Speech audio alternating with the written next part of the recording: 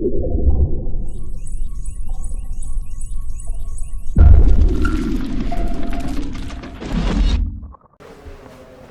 disappointing loss. Hard to win. You know, you don't have any production on one side of the ball. It becomes impossible. And it'll be fixed. I know what the issues are, and they're going to be fixed. And that's why we're disappointed. So the other two phases, although there are things to clean up here and there, they basically play well enough to win, to have having had a better 2016. The defense tactically and culturally, the special teams same tactically and just energy wise, the kicking specialists. So the guys work hard, the guys care. We got good players. It's not the players. Players are good. Players are good. They're good people. They work hard. And they try hard, and they're on fire for the mission, and they love football. They love UConn. So we're in a situation here where we can't move the ball. You saw it, whatever we played, 46 plays. I mean, it's half a football game. It's half of a football game. It's going to be teams today that run 103 plays. Whatever, we had 20 positive plays of the 46 plays.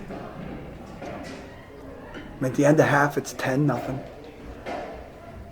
At the end of the third quarter, it's 20-0. And all of it on a short field. All of it on a short field. And that's a doable total. That's a total that still gives you an opportunity to win the football game. Get a touchdown, get a score, get 2 scores, get a touchdown, kick, onside. You got opportunity, you got options, you got some energy, you got some juice. So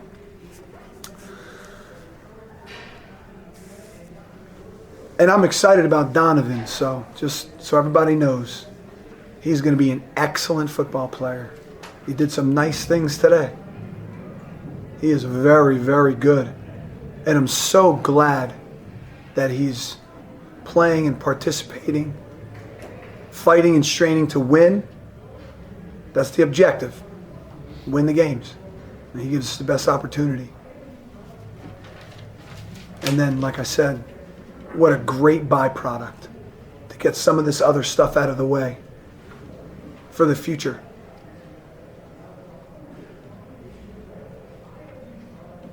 What did you think you guys could do offensively that you weren't able to? Obviously, it's difficult to run against them, so not to say you abandoned it, but that was going to be difficult. Regardless. In terms of the plan, just going in, you want to go faster. So get the calls in faster, really stay out of a huddle. Try to play more than 49 plays.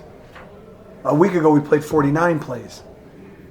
We've gone 14 quarters without a touchdown, or 40-something drives without a touchdown. So going in, and you want to minimize their front, their linemen and their backers. So it's, keep them on the move, run, right, left, quick passing game, get the ball out of your hands super fast, attack vertically down the field, create some stress that way. Those plays are typically good plays, even if they're falling complete. They pull guys back from the box. So that was the initial intention. Minimize their stellar front with a little bit more of a perimeter attack and a faster attack. What goes into the choice to not take them makeable field goal in the first quarter? But they had a touchdown. So we got to score touchdowns. We need a touchdown. We're not going to win. How many touchdowns do we score after that? What'd you want the game then? 7-3? I mean, we need a touchdown. So That's the mindset. If we weren't down, we would have kicked the field goal. Just 0-0 or 7-7 or 10-10 or 10-7 or, you want to tie, go ahead, go for the win, But when the team has a touchdown, right now, end of 2016 here, tough sledding. Touchdowns are very hard to find. So, Do you think your offense would have given you a better chance then on that 4th and 19 to score a touchdown than the field goal? I don't know. What'd you see? Do you think so? I don't know either. I thought that Alec was open and Tyler had an opportunity to throw him a pass and hit him in the hands or just in the hands. It's basically an offensive play. Bob, do you honestly believe that Donovan gave you a better chance to win the last Yes. two games than Brian Sherrill? Yes. Is Brian healthy enough to play? Oh yeah, he's healthy.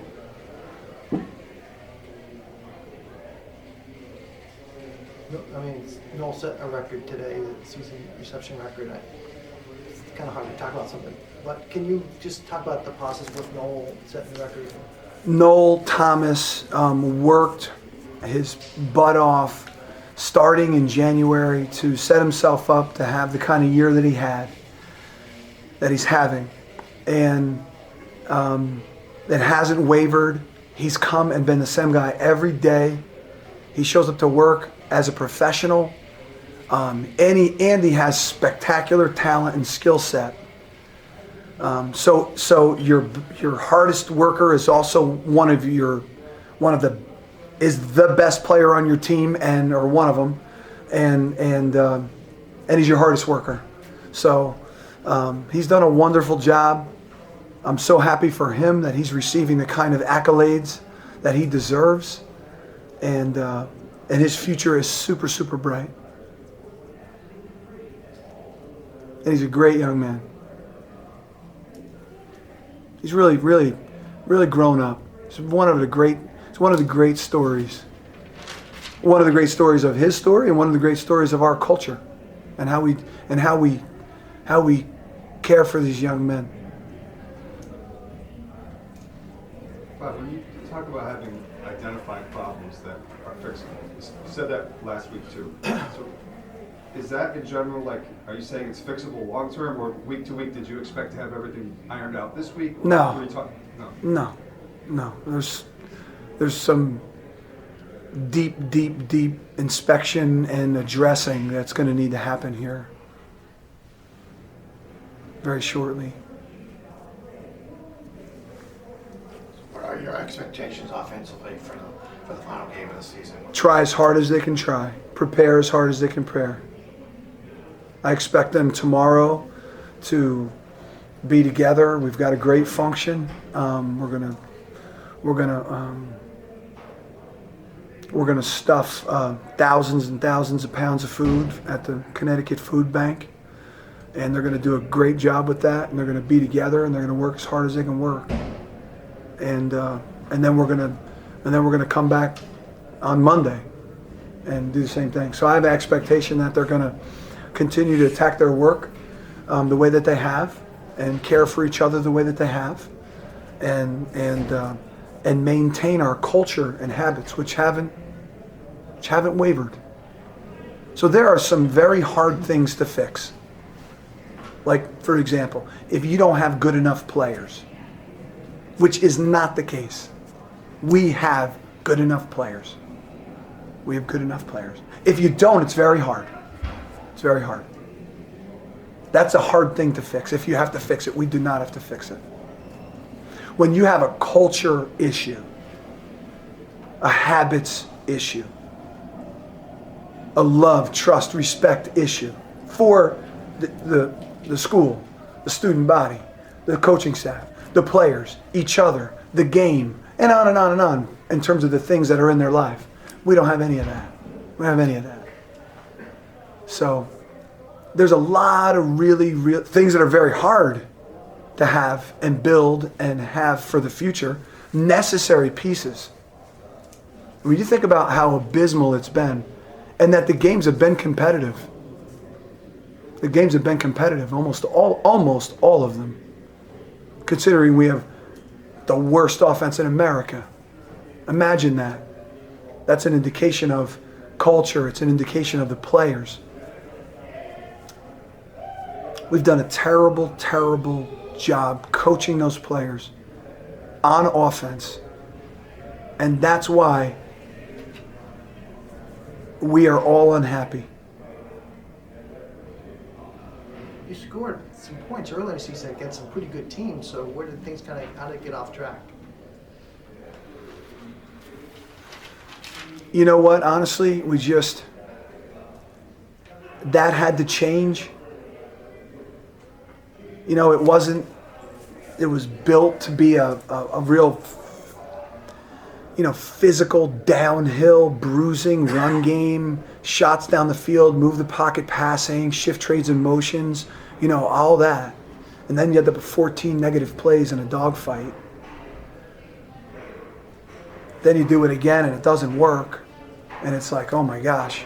Now you start to change tactically to give the guys an opportunity. Which then, truth be told, is a little bit outside the wheelhouse of the staff. It's not really their expertise. Spread offense. So, everybody tried hard. No one has not tried hard. No one is not going to not try hard tomorrow. No one didn't not try hard today. Everyone's trying very, very hard. And you're all disappointed with the results. Let me tell you, you're not even remotely close to the disappointment that the young men feel, the coaches feel, the essential staff. So we're all on the same page. We're all on the same page. To get to where you guys want to get to, where the coaching staff have to change. We'll talk about that here in the future. Get some players down here in a few minutes. I mean, if somebody's got a question. Sorry, this is Thanks, Mike. I thought we were going to break. We good? Thank you, Coach. Thank you. Thank you, guys.